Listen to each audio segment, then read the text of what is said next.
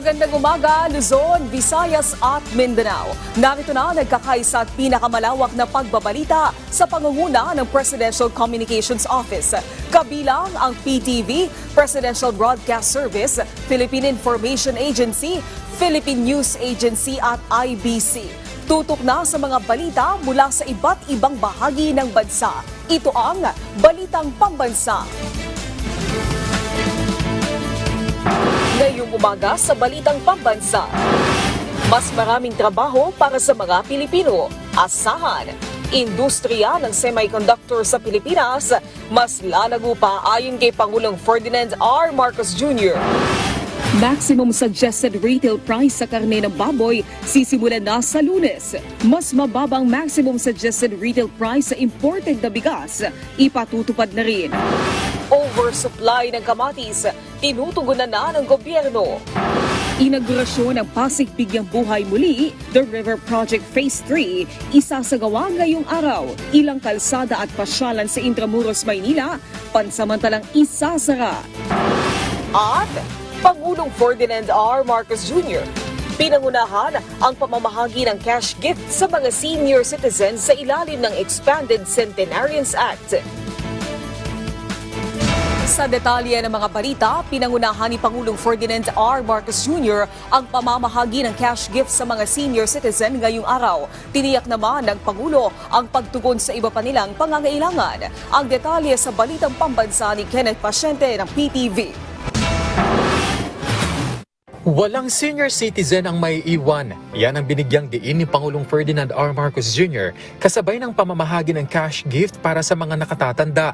Ang Pangulo ang mismong nag-abot ng cash grant sa mga benepisyaryo ng Republic Act No. 11982 o ang Expanded Centenarians Act of 2024, kung saan 14 na benepisyaryo ang nabigyan ng cash gift.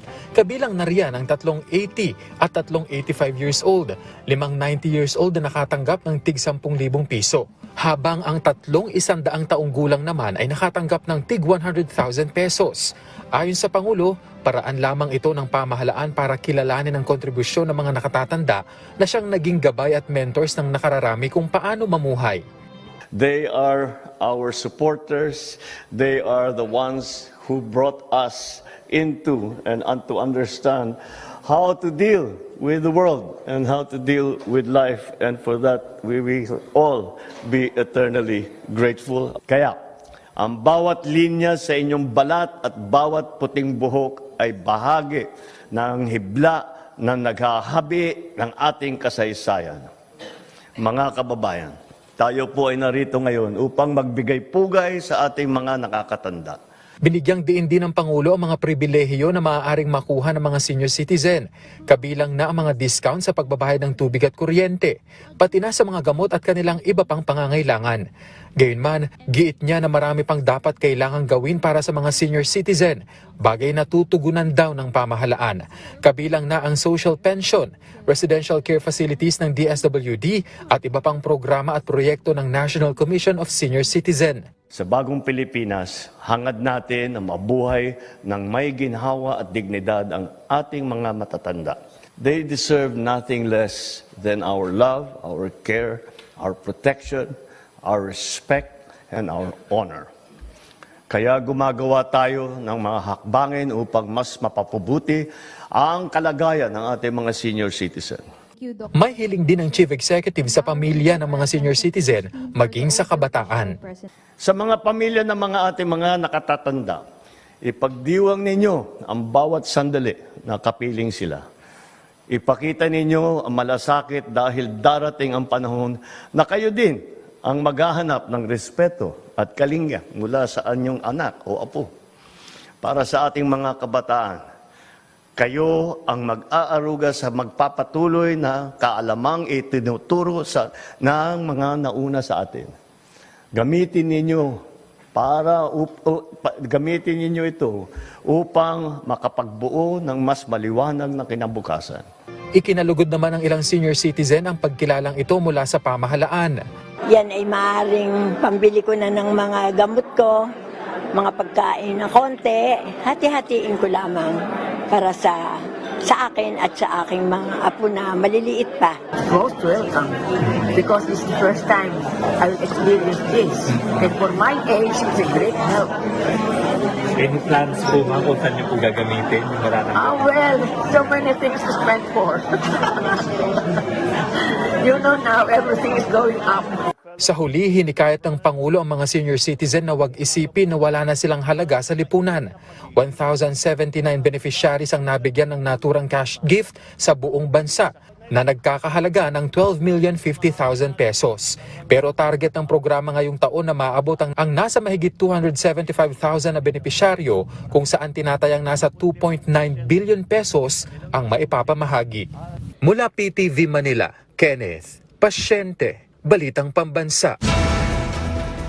Nasa daan-daang mga senior citizen sa lalawigan ng Cebu ang nakatanggap ng cash gift mula sa pamahalaan. Tiniyak naman ng National Commission of Senior Citizens na maipapaabot sa mga benepisyaryo ang kanilang cash gift kahit sa malalayong lugar. Si Jessie Atienza ng PTV Cebu para sa Balitang Pambansa. Ngiti ang isinalubong ng centenarian na si Nanay Epifania nang pumasok sa gymnasium sa bayan ng Tuburan sa lalawigan ng Cebu. Suot ang magandang bestida, halatang pinaghandaan niya ang espesyal na araw na ito. At kahit umabot na ang edad sa 100, maliksi at masaya siyang sumagot sa mga tanong. Ang sikreto niya sa mahabang buhay, walking is life. Musuko akong apoy, di ko palakton. Human ako pumaw, ataw na ko, lakaw na ko. Ataw na ko. Bakit saan ka? Lakaw din sa kwa. Bisag asal ako, ato ko sa akong mga parente. Musuko lagi na akong mga apo lagi. May payo naman si Nanay Epifania sa mga kabataan. Biyae ninyo ang inom, biyae ang sigarilyo, kaon lang sa kaon ng natural, dili kayo ka-open ng karne. Kabilang si Nanay sa daang-daang mga senior citizen na nakatanggap ng cash gift sa bisa ng RA 11982 Expanded Centenarian Act.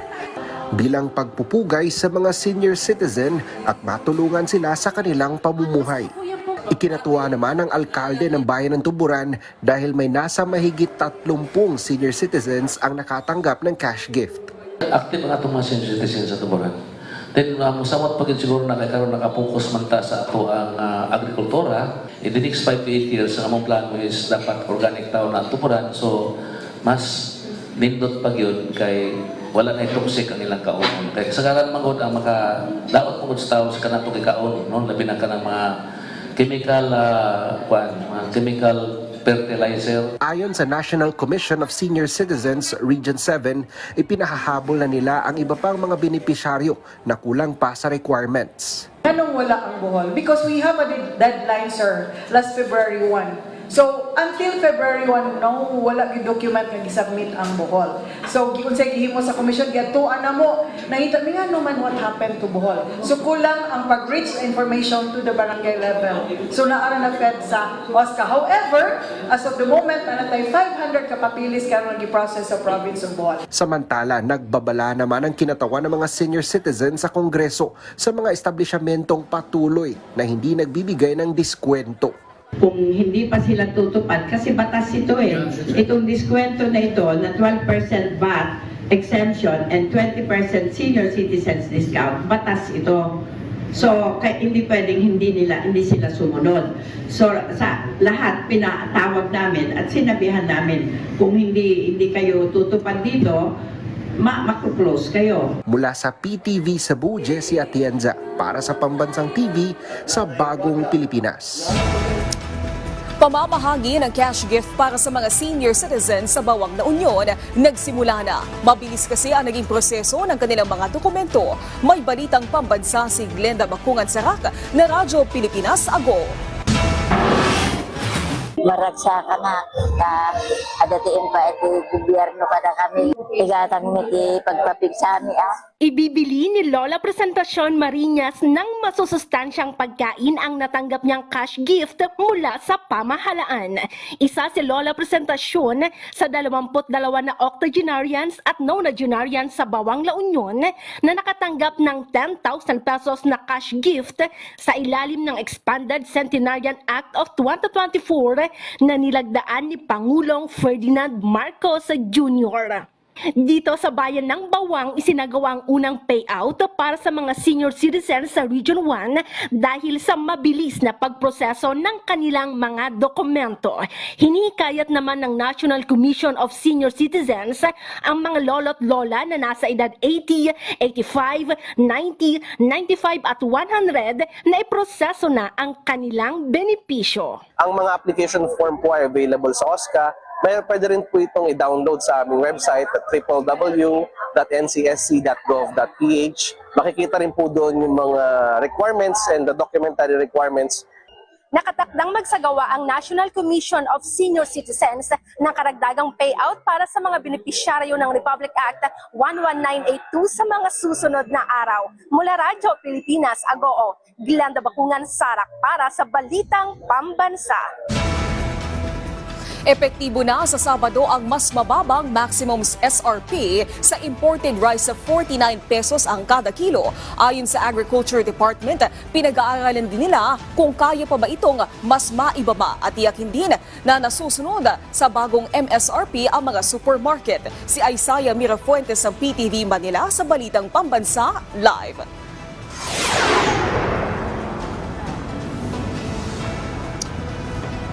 Naomi, magandang balita dahil 49 pesos yun na raw dapat ang asahan na pinakamahal na presyo ng imported rice sa mga pamilihan. Ayon sa Department of Agriculture, simula na sa Sabado ang bagong maximum suggested retail price sa imported rice. Ayon sa DA, simula March 1, 49 pesos na ang pinakamahal na imported rice. Bago nito, umaabot noong January 20 sa 58 pesos ang halaga ng MSRP sa 5% broken rice o mga imported na bigas. Hanggang sa ibinaba ito sa 55 pesos at naging 52 pesos pa. Matatandaan na bago ang pagpapatupad sa MSRP sa bigas, umaabot sa 65 pesos ang pinakamahal na presyo ng imported rice. Sisiguraduhin rin ng kagawaran na nasusunod ang mga supermarket para sa presyo na nakalaan sa mga imported na bigas. Ayon pa sa DA, kanila pang pag-aaralan kung kakayanan pang ibaba ang presyo nito. Ngunit ang MSRP sa 5% broken rice o imported na bigas ay mai-implement lamang dito sa Metro Manila. Dahil mas mababa na raw ang presyo ng bigas sa mga probinsya. Ito ang pahayag ng mga nakausap natin sa Tandang Sora Public Market. Medyo bumababa na, konti lang. Piso, dos, ganun lang. Pero etong bestseller Coco Pandan daw. Nagbaba naman mga 3 piso siguro kada kilo. Malaking tulong sila. Malaki. Kasi po? Oo. Kasi kami mga hirap, labi na kami mga tricycle driver, nakatulong sa amin. Dito Naomi, nitong nakaraan lamang ay nagsimula ng pagbebenta ng tig 33 pesos na NFA rice sa mga lokal na pamahalaan at nanguna nga dyan ang San Juan City. At dito nga sa Tandang Sora Public Market may makikita pa tayong mga presyo ng bigas na mahigit 60 pesos pero ito yung mga bigas ng mga special variety rice at mga local rice na medyo mataas pa rin ang presyo hanggang sa kasalukuyan. At yun muna ang update mula dito sa Quezon City. Balik muna sa iyo, Naomi.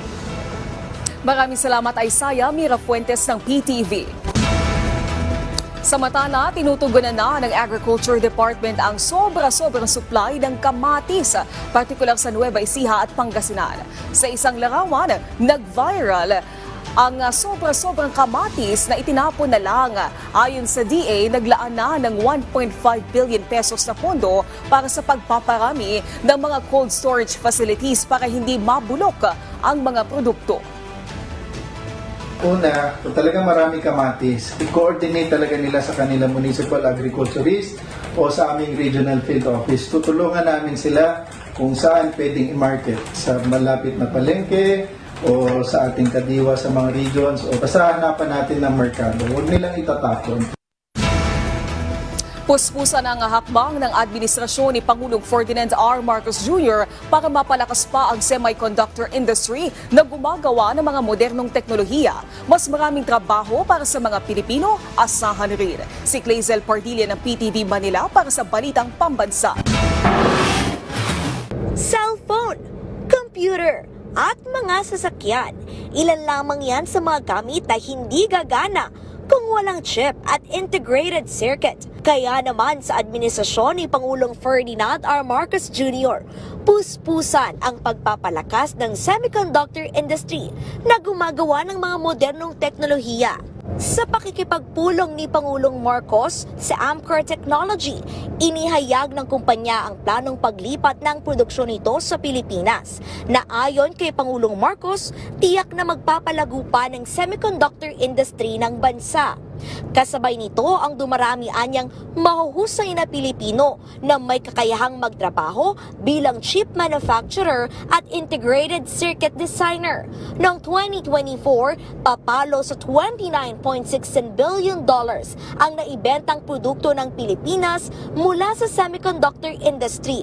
At batay sa semi.org, inaasahang lolobo sa 10 hanggang 15% ang demand sa teknolohiya sa larangan ng manufacturing, research, design at testing. Bukod sa posibleng relokasyon ng Amcor, nasa Pilipinas ang iba pang malalaking semiconductor at electronic companies. Mula sa PTV Manila, Kalezal Pardilla, Balitang Pambansa. Tiniyak ng Malacanang ang suporta para puksain o labanan ang lumalaganap na fake news sa bansa. Pero paano nga ba matutukoy ang fake news at paano ito maiiwasan? Nagbabalik si Clazel Pardilla ng PTV Manila. Sumasabay sa pag-usbong ng teknolohiya ang paglipanan ng mga maling balita. Ikaw mismo, na biktima ka na ba ng fake news? Katulad ng mga paninira sa ating Pangulo, puro fake news. Yung wala daw pong pasok ngayon, tapos nagbaba po sila na meron po pala pasok. Mauulit na naman yung bagyong Undoy. So, inabangan namin. Yun pala, kinabukasan, fake news pala po. Kung palasyo ang tatanungin, ano bang dapat gawin sa fake news? Gugustuhin po talaga natin na maban ang fake news. And personally, when I was one of the resource persons dito sa TRICOM, I even suggested for a registration of all content creators to avoid this kind of fake news. Ayon sa House Bill number 2971, ang fake news tumutukoy sa mga hindi sinasadya o intensyonal na pagpapakalat ng maling impormasyon, pinalalabas para baluktutin ang katotohanan at makapanlinlang. Sa ilalim ng panukalang batas, ipinasasama ang fake news bilang isang content-related offense at ipinadaragdag sa Cybercrime Prevention Act. Batay sa Section C ng nasabing batas, may kulong at hanggang 1 milyong pisong multa ang sino bang lalabag dito. Layo nitong protektahan ng publiko laban sa maling impormasyon na maaring magdulot ng kalituhan sa mahalagang issue. Ang Presidential Communications Office nangakong lalabanan ang fake news. Marami nagpapakalat ng fake news ngayon. Lalabanan po natin yan. Magkakaroon tayo ng public information responsibilities. Kung kayo mga vlogger, kinakailangan natin maging responsibilidad. May responsibilidad din sa tao na magsabi ng katotohanan. Sabi ng content creator at multi-platform journalist na si Tristan Nodalo, maraming paraan para hindi mabiktima o pagmula ng fake news. Ako dumadaan ako sa iba't ibang layer. So first, kapag may nabasa akong balita o may nabasa akong information, una kong titignan is are other networks or major media organizations also reporting the same. Kung hindi naman, at kumbaga sobrang too good to be true or sobrang nakakagulat naman itong istoryang to para hindi pansinin, then what I will do is I will make my own research, check with the sources ng information, and by the time na makakuha ko ng information, that's the only time na paniniwalaan kong totoo yung nabasa ko. Ayon sa International Federation of Library Associations and Institutions, mahalagang tingnan ang date kung kailan ipinost ang impormasyon o balita dahil baka repost lang ito at hindi na angkop sa kasalukuyang panahon. Hindi rin dapat mahiyang magtanong sa mga eksperto para mapatunayan kung legit ang impormasyon. Mula sa PTV Manila, Kalezal Pardilla, Balitang Pambansa. Pangulong Ferdinand R. Marcos Jr. pinatutugi sa mga nasa likod ng insidente ng pagdukot sa estudyante ng isang international school sa lungsod ng Taguig. Si Alvin Baltazar na Radyo Pilipinas sa Balitang Pambansa. Nagbigay na ng direktiba si Pangulong Ferdinand R. Marcos Jr. kay DILG Secretary John Vic Remulla laban sa mga nasa likod ng naganap na pagdukot sa estudyante ng isang international school sa lungsod ng Taguig nitong naganap na Pebrero 20. Ang utos ng Pangulo, sabi ni Remulla, habulin ang lahat ng mga salarin sa nabanggit na insidente ng kidnapping. Kaya bilang pagtugon ni Remulla sa nasabing direktiba ng punong ekutibo, asahan na sa susunod na mga araw na mas paiigtingin pa nila ang kanilang pagtugi sa mga nasa likod ng naganap na kaso ng kidnapping. At ang kanilang target, base na din sa utos ng Chief Executive, madakip ang lahat ng mga salarin. That's exactly the directive. Kung in full knowledge na, habulin nyo na lahat yan. So expect that in the next few days ay mag-intensify kami ng drive para mahuli sila lahat. Ayon kay Secretary Remulla, tukoy na nila ang kanilang subject at naipakalat na ang mga kailangang impormasyon sa mga ito hindi lamang sa PNP Anti-Kidnapping Group kundi pati na sa National Capital Region Police Office at sa buong pwersa ng kapulisan. Bukod sa alam na nila ang nagsisilbing hideout at safe house ng mga tinutugi sa kidnapper, sinabi ng kalihim na may impormasyon sila kung sino-sino ang mga ito. We know the members, we have knowledge kung saan sila nakatira, saan sila ang hideout nila, saan ang safe house nila. We do have identities that we are tracking as of now. Base sa datos ng PNP Anti-Kidnapping Group, 8 kaso ng kidnapping ang naitala ngayon 2025 na kung saan 3 ay under investigation at napawalan na ang lahat ng biktima. Para sa Balitang Pambansa, Alvin Baltasar ng Radyo Pilipinas. Iniimbestigahan na ng mga otoridad ang pagkakaugnay sa mga dating nahuling suspect sa 2 panibagong Chinese nationals na naaresto dahil sa umunoy pang-espiya. Ayon sa Armed Forces of the Philippines, patuloy ang kanilang pakikipag-ugnayan sa National Bureau of Investigation at iba pang ahensya ng gobyerno para masuri ang implikasyon sa pambansang seguridad ng naging aktibidad ng mga naarestong dayuhan. Lalo tinarget umano ng mga ito ang iba't ibang kampo maging ang Malacanang. Ginamit ng mga suspect sa paniniktik ang hindi otorisadong International Mobile Subscriber Identity Catcher kung saan nalalaman ang mga text o tawag sa isang mobile phone. Kabilang din sa naaresto ang 3 Pinoy, kaya't nagpaalala ang AFP sa lahat laban sa pagiging sangkot sa mga ganitong aktibidad. Ang sinasabi nga po natin sa ating mga kababayan na maging mapanuri din po sila, no? It's not all about getting itong payment out of this, no, but we call on the nationalism and patriotism of our kababayans na tignan din po itong implications ng kanilang involvement in these activities. Patuloy ang pagsalakay ng mga otoridad sa mga patagong operasyon ng mga Pogo Hub sa bansa. Ilang Pinoy na aresto sa isinagawang raid sa Pasay City. Si J.M. Mark Pineda ng PTV sa Balitang Pambansa. Higit 500 foreign nationals kabilang ang ilang mga Pinoy ang naabutan ng mga otoridad sa illegal na Pogo Hub na ito sa isang condominium building sa Pasay City. Binulabog ng pinagsamang puwersa ng PAOK, PNP, CIDG at LGU ang operasyon ng Pogo sa 5 palabag na sakop nito. Kasama sa nahuli ang mga Chinese, Vietnamese at Korean nationals. Kabilang umano ito sa mga naipasara nung ipinatupad ang total Pogo ban sa bansa. Pero kahit sarado na, ay umaarangkada pa rin ang operasyon nito. Wala rin daw business permit ang negosyo, kaya walang karapatan na magsagawa ng operasyon ng kumpanya. Nabisto ang Pogo dahil na rin sa sumbong ng ilang trabahador na malapit sa kondominium. Meron kasing Filipino na nagtatrabaho doon malapit sa lugar at napapansin niya, nag-aalala siya, bakit napakaraming foreign nationals ang labas-masok doon sa building na ito. The City Government of Pasay issued a mission order to check tutorial visit kanina at nung nakita nga nila na may nag-ooperate na illegal na Pogo, nag-issue na ng cease and desist order yung City Government of Pasay. Nadiskubre na bukod sa Pogo operations ay may halo-halong scamming activities rin na ginagawa ang kumpanya. So far, ang nakita natin dito talaga, this is a administrations, bordering on cryptocurrency, investment scam, love scam, and spamming.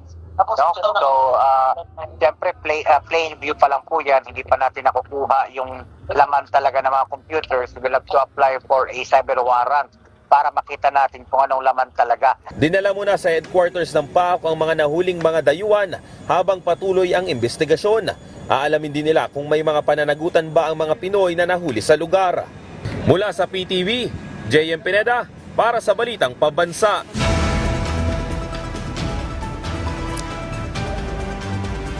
Bubuksan na sa publiko ang bagong muka ng Ilog Pasig ngayong araw. Kasabay ng isasagawang inaugurasyon ng Pasig Bigyang Buhay Muli, the Pasig River Project Phase 3 ng pamahalaan ni Pangulong Ferdinand R. Marcos Jr. Batay sa abiso ng Intramuros Administration, ilang kalsada sa palibot ng Intramuros ay pansamantala munang isasara mula alas 6 ng umaga hanggang 10 p.m. para bigyang daan ang nasabing event. Pinayuhan din nila ang mga motorista na dumaan muna sa mga alternatibong ruta. Matatandaan na pinangako ng pamahalaan ang rehabilitasyon ng ilog kung saan target nilang maging world-class destination o tourist destination ito. Samantala, PUV Modernization Program tiniyak na muling aaralin ng bagong talagang Transportation Secretary. Si JM Pineda ng PTV Manila para sa Balitang Pambansa Live. JM?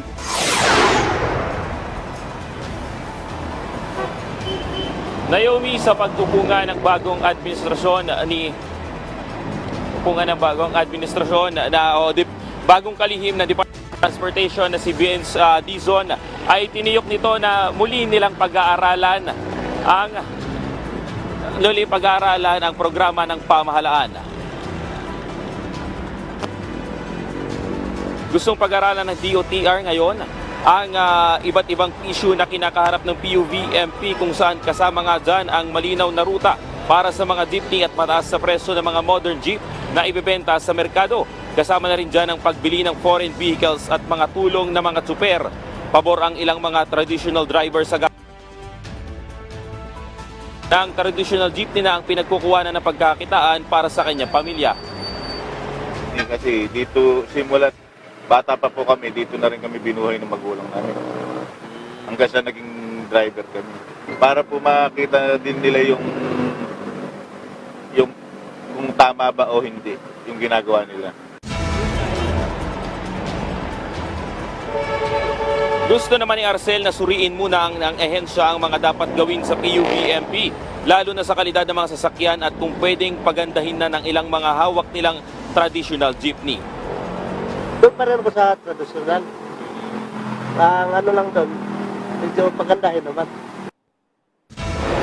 Para naman sa commuter at estudyante na si Trish, mas maganda daw na mabigyang pansin ang gaya nilang mga araw-araw na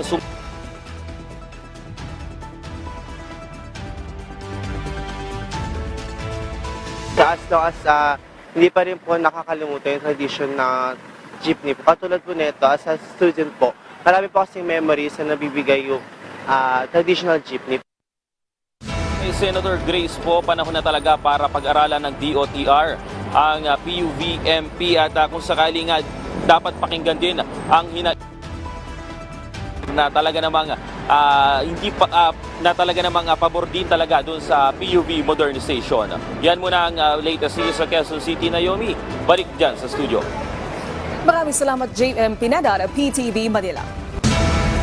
Samantala, tumanggap ng tulong ang mga senior citizens sa bayan ng San Francisco sa Agusan del Sur sa isinagawang Government on Wheels program. Si Jennifer Peña Gaetano ng PIA Caraga para sa Balitang Pambansa. Isa sa mga kinukonsiderang vulnerable sector ang mga senior citizen, kaya naman hindi pinalampas ng lokal na pamahalaan ng San Francisco kasama ang iba pang ahensya ng gobyerno ang pagbigay tulong at kasiyahan sa mga lolo't lola sa isinagawang Government on Wheels sa Barangay Bourbon sa nasabing bayan. Isa si Tatay Ricardo Lopez na isang person with disability sa mga benepisyaryo ng Government on Wheels kung saan tumanggap siya ng bigas, hygiene kits at iba pang serbisyong medikal habang marami rin ang nakatanggap ng libreng eyeglasses. Salamat sa inyong pagtabang sa amo ng mga senior citizen na lisod kayo. Hindi naman ko katrabaho. Salamat kay nakaayuda po sa amo. Si Tatay Ricardo ay kabilang sa mahigit 700 na residente ng Barangay Bourbon na nakatanggap ng libreng serbisyo ng gobyerno. Maliban sa mga nabanggit na serbisyo, nakinabang din ang mga residente sa libreng gamot, social, nutrition at agricultural services, bloodletting, maging ang libreng tsinelas at ice cream para sa mga kabataan. Ang Government on Wheels ay inaasahang mas magpapatibay pa sa koneksyon ng bawat komunidad at ng gobyerno dahil sa mas pinadali pa nito ang pagpapaabot ng kinakailangang serbisyo sa mga barangay. Mula sa Philippine Information Agency, Caraga, Jennifer Peña Gaetano para sa Balitang Pambansa. Samantala, abangan sa Bagong Pilipinas ngayon, ilalatag naman ni Bureau of Immigration Commissioner Joel Anthony Viado ang impormasyon hinggil sa 2024 performance report ng ahensya, gayon din ang mga proyekto at programa nila ngayong taon. Mamaya na po yung 12:30 ng tanghali, kaya tutok lang dito sa inyong pambansang TV, ang PTV. Maraming salamat sa pagsama sa amin ngayong umaga. Tumutok muli sa ating programa mamayang alas 12 ng tanghali kasama ang buong puwersa ng Presidential Communications Office. Ito ang nagkakaisang puwersa ng pagbabalita mula sa PTV. Ako si Naomi Tiburcio at ito ang Balitang Pambansa.